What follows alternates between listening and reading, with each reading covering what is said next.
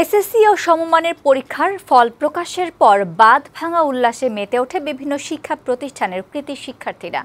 কাঙ্ক্ষিত ফল অর্জনের আনন্দ সহপাঠীদের সাথে ভাগাভাগি করে নিতে সকাল থেকে স্কুল প্রাঙ্গণে এসে শিবির করে সবাই। মাধ্যমিকের এই সাফল্য উচ্চ মাধ্যমিক পর্যায়ে ধরে রাখার প্রত্যয় ব্যক্ত করে শিক্ষার্থীরা। মা দিবসে সন্তানের এমন সুখবর পাওয়ায় খুশি অভিভাবকেরা।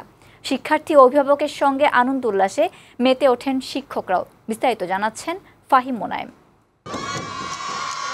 শিক্ষার্থীদের এমন উচ্ছ্বাস মাধ্যমিক পর্যায়ের ফল প্রকাশের পর। দীর্ঘ 10 বছরের অধ্যবসায় আর সাধনার পর এসএসসির ফল হাতে পেয়ে আনন্দ উল্লাসে মেতে ওঠে শিক্ষার্থীরা।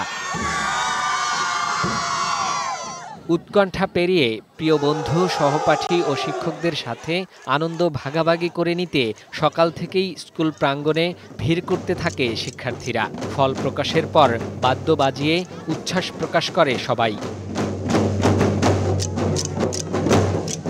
এক্সপেকটেশন ছিল গোল্ডেন পাবো, বাট এ প্লাস। এত পরিশ্রমের সফল আজকে পেয়েছি।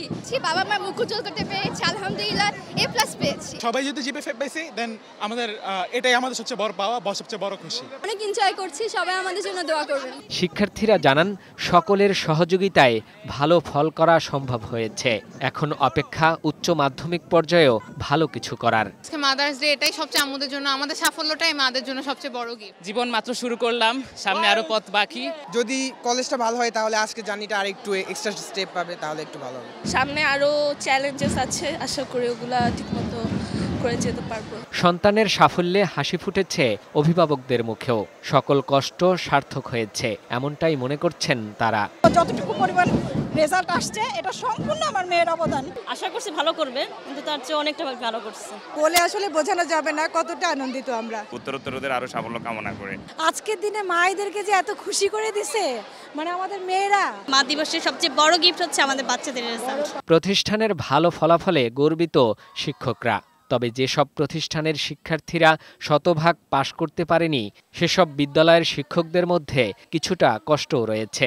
আমাদের হলো 98.45, তো আমাদেরটা তো সেই তুলনায় ভালোই আছে। তো আমরা তো ভালো প্রতিষ্ঠান, ভালো হবে এটা স্বাভাবিক, কিন্তু আমরা সেটাকে ভালো বলছি না, কারণ আমরা আরো ভালো চাই, আমরা 100% পাস চাই। সারা বছর তাদেরকে আমরা পড়ালেখায় ব্যস্ত রাখতে চেষ্টা করেছি, মোটামুটি সফল হয়েছে। মাধ্যমিক পর্যায়ে সাফল্যের ধারাবাহিকতা অব্যাহত রেখে এখন সামনে এগোনোর লক্ষ্য শিক্ষার্থীদের। ফাহিম মোনায়েম, বৈশাখী সংবাদ, ঢাকা।